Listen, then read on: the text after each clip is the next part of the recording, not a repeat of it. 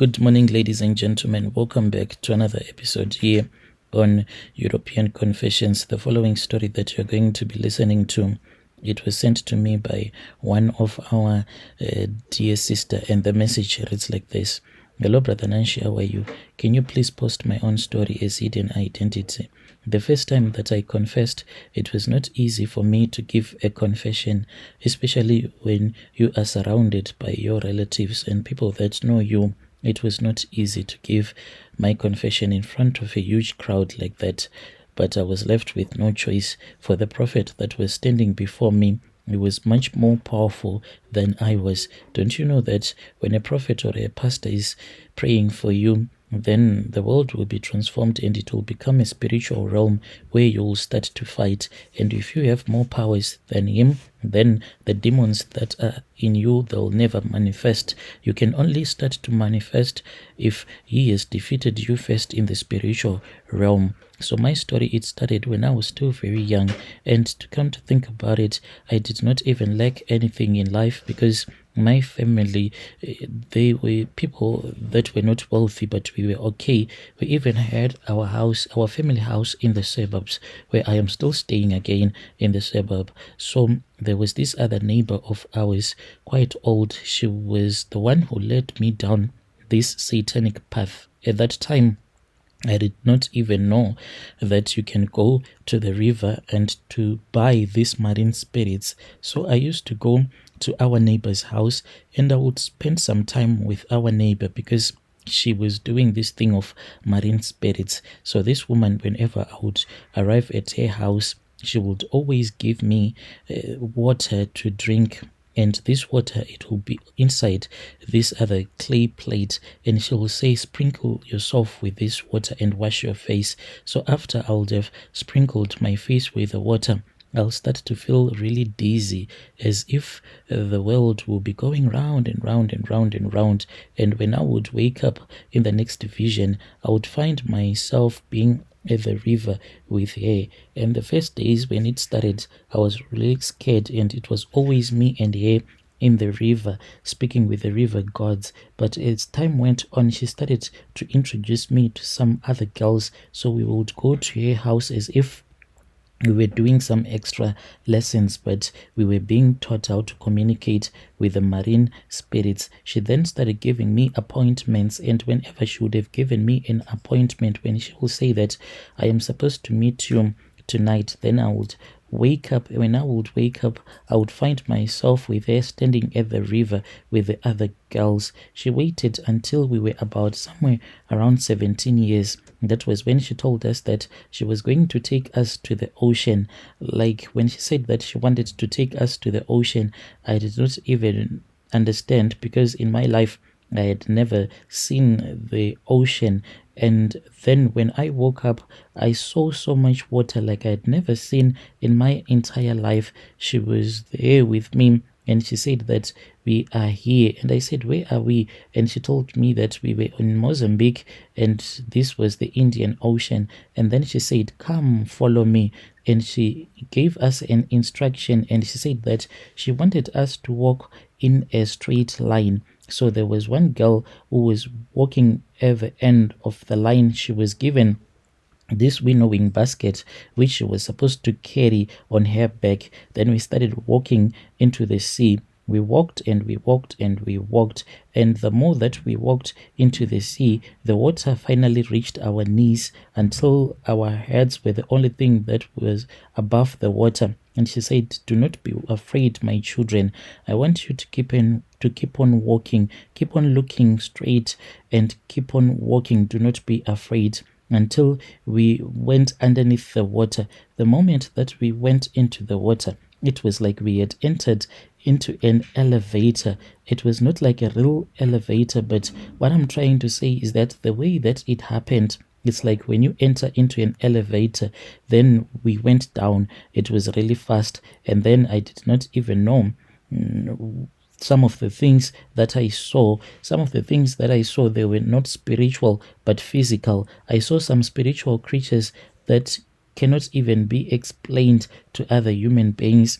And I saw some things that were physical. Some of the physical things that I saw, were the lines that connect the earth so that everyone can have internet. I then saw some tunnels, like huge concrete tunnels that I saw underneath the sea. And these tunnels, like the way that they are big, you can even have two trucks that will be driving side by side. And these tunnels, it's like they use them for whatever purposes, but I think is to transport some items from one continent to another. We went past through those tunnels and deeper into the sea until we arrived at a place where there were a lot of caves. The land was dry. It was like another earth. Then we found ourselves in one of the caves, and I saw a lot of beautiful women from all parts of the world. Then we were taken into another room, and I was then given a wig which I was supposed to wear. Right now, I am so scared, and I feel so sorry for those women that still wear this 100% human hair, the wigs that women love to wear. Like those ones that are like blonde, those ones, I don't think that people, it is proper for them to wear them. I'm not saying that this is what they are supposed to do, but after listening to my confession, I think that women should stop wearing the type of wigs that I saw that were being made underneath the ocean. I am talking about the wigs that are pink in color, blonde, even those that have really funny colors, green. You can think of all of them. I do not recommend those ones because of the things that I see underneath the sea. I saw that some of the hair that will be mixed with the hair that will be I saw that some of the hair that was being taken, they were being taken from the mermaids. Some of these mermaids, they have pink hair. Some of them, they had blonde hair. Some of them, they had green hair. And then the hair that will be taken from the mermaids, then they will be mixed with real human hair or synthetic hair. Then they will be sold as wigs. So the women that will buy the funny wig and put it on top of her head, then she will start to work as if she has a marine spirit. She might be a Christian, a very good Christian, but what she will not know is that in her body she'll be having this marine spirit. So if a woman wants to buy a wig, I think it is far much better to buy a black one. It is better. Yes, there are some consequences of wearing 100% human hair, but I just recommend that people need to stop buying the green, the blue, the blonde because of what I saw underneath the ocean. I was then given a snake. So this snake, it is a python. And at that time, before I had given my life to Christ, when this python was given to me, it used to possess me and it will coil itself around my waist. The way that I used to twist and turn and shaking my waist when I'll be sleeping with a man, this made a lot of men to be addicted to me. All you had to do was to sleep with me only once, then you will be mine. And I used to target men that were married. Those were the men that I wanted. And with the way that a snake like is flexible, that is how my waist used to be when I will be sleeping with a man. I was given those marine spirits to look at men, and when the men would look back at me, then the men will desire me, will desire to sleep with me. So we were all given our sexual powers. We then returned back to earth. And when we returned back to earth, I was given a task to work as a maid. The funny part about it was that one day when I was walking in another neighborhood here in the suburbs as well, I then met this other pastor. Like this pastor, I really never meant to hurt him because he was quite a kind man, a man that had the love of God in his heart. But I just want to send a clear warning to the Christians out there. If you are someone that is like lukewarm, do not, and I repeat, do not put yourself in positions where you think that you can be face to face with someone. You can be face to face with someone who has spiritual powers when you are not a prayerful person, because it will do you more damage than the good that you'll be trying to do towards that person. Like what that man was trying to do when he saw me, he thought that I was a poor girl, so he wanted to assist me. Little did he know that I was someone who had the marine spirits. He saw me and picked me up and spoke with his wife, and I became his second maid. and he saw something that there was something that was inside of me, and I was supposed to get some deliverance. Instead of him trying to find someone who could assist me, since this man, he was a sinner who was lukewarm, who only prayed when people were looking at him, but he took me into his home, and I was like, seriously, is this man like for real?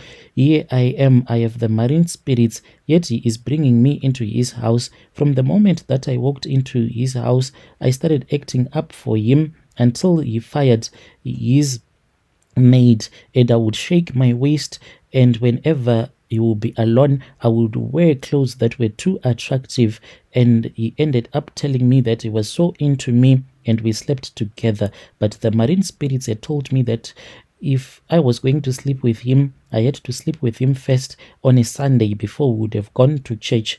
So when we were supposed to go to church, the day that we slept together, the wife had left earlier on because there was this other woman who was supposed to be rushed to the hospital. The pastor, because I had told him the previous night that I wanted to give it to him next morning, he said that he did not want to go to the hospital. When the wife left, I jumped into his bed and I started to sleep with him, moving my waist in a way that he had never seen before. The man cried because of the experience that I gave him. Even though we went to church, but he was all thinking about me. We slept together, and when I saw that I had destroyed his relationship with his wife, then I moved on to better things, and then I was given another task. I had this other cousin sister of mine, and this cousin sister of mine, she had her own child who was in the UK at that time, and this boy, when he was in the UK, he was supposed to return back to Zim during the holidays,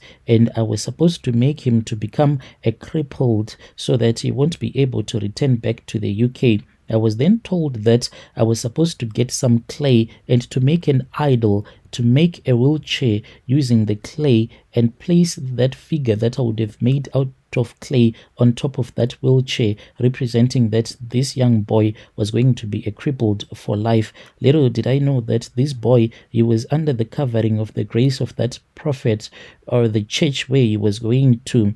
And what destroyed me, Brother Nash, it was just a t-shirt that this young boy had been given personally by that prophet. This t-shirt did not have any print or on it. It was just a normal white t-shirt. So most of the times he was told to wear that t-shirt. So after I had taken the clay soil and then I made a clay figure of a person, then twisted that clay figure so that it can look like a disabled person, and I placed it on that wheelchair that I had made, and I wrote his name and everything that I wanted to happen to him. I then went to my sister's place. When I went to my sister's place, I wanted to drop off this clay figure at her house so that the curse can start to operate. When I got the opportunity, I then tried to take out that clay figure that was inside my handbag, but I could not because my hand, it became so heavy. So I said, let me sleep here tonight. And the next morning when I tried again, I could not do it. Like that night when I arrived at her place, I waited until everyone had fallen fast asleep, and I thought that I was going to wake up and sneak out and just dump that clay figure somewhere else. But I woke up the whole night until the next day. When I woke up, it was already 10 a.m. Everyone was already up, and I could not take out that idol. And I just told myself, let me stay until I get the opportunity. A couple of days later on, we went to church. Mind you, when we went to church, I had no intentions of carrying the handbag. I don't know what really happened. I thought that I had picked up my small handbag when we went to church with my sister and her son and her family. But when we arrived at church, to my surprise, I had that big handbag, and we went into church. When we sat down, that was when the prophet, when he was prophesying, he then pointed at me. I wanted to run away, but run away I could not. I felt so much heat in my body, and I felt like collapsing. Within a minute, I was picked up by the ushers, and they dragged me to the front, and the prophet said, no, no, no, do not drag her. He then commanded me to walk, so I started walking, but I was fighting with him. He then said to me, I can see that you have a handbag. Where is your handbag? And I lied and I said, no, I don't have any handbag at all. My sister, she thought that I was someone who prayed. And she said, no, a handbag is here, as she was lifting the handbag. And when that handbag was brought to me, and my sister was called with her son, including her husband, I told them that this was not my handbag, for it belonged to my sister. Even my sister was shocked after she had been prayed for. As for me, I kept on refusing because it was really difficult to confess. Me and the pastor, we then started fighting in the spiritual realm, and when we were fighting, everyone in church disappeared, and we fought until he overpowered me. When he overpowered me, that was when the prophet commanded my sister to open my handbag, and she took out that clay figure that I had made, and as well as that piece of paper that had her name, the name of her son written on it. And she saw that this is what I was. I was a witch who was trying to make her son to become a disabled man. And she started crying, and she cried so hard. And I started to confess. I confessed everything to her. I confessed everything to the church. And I then started to go through the delivery process. But the snake kept on coming back to me. When I would go to church, the snake, it will wait for me outside the gate of the church. When I would come out, then the snake will follow me, until I discovered that the reason as to why I could not get my deliverance and the snake kept on coming back to me, it was because the man that I was staying with, even though I was calling him my husband, but we were not legally married. So it is very important for people when they are staying together to get married legally, because the more that we had sexual intercourse, it was like we were committing adultery, because he had not paid for my bride price. So I then realized that this was what was causing this demonic snake to keep on coming back and to possess me. I spoke with my husband, and we then stopped sleeping with each other, and he said it is okay. He then married me, even though I had my own 3 kids already. When he married me, we had our wedding and we went on our honeymoon. Whilst we were on our honeymoon, I was taken back to the ocean, but I was inside this glass box. I saw the mermaid, but there was this other mermaid that wanted to hurt me but could not touch me.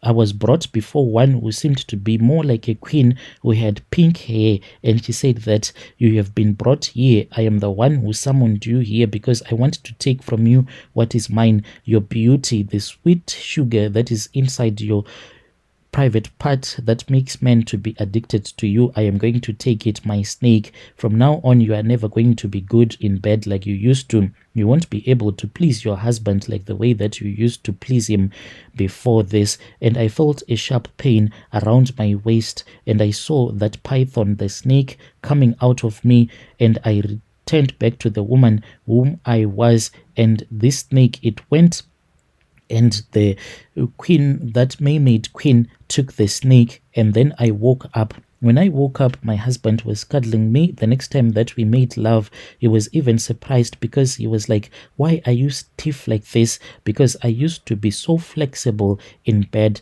A man could do whatever that he wanted with me in bed because of the way that I was so flexible. I could not even move my waist like I used to. But even though I lost those sexual powers that I once had, but I am happy that I have since given my life to Jesus Christ. So I hope that my confession, it is going to assist some people out there. Some people out there, they need to know that there are some things that you can buy, but those things that you try to buy, those things can affect you. Like the things that I saw underneath the sea, some things that women really love, but they don't know that these things, they come and they are attached to some demons. This is my own confession, Brother Nashi. I so hope that you are going to post my story as soon as possible, and I will be following through in the comment section.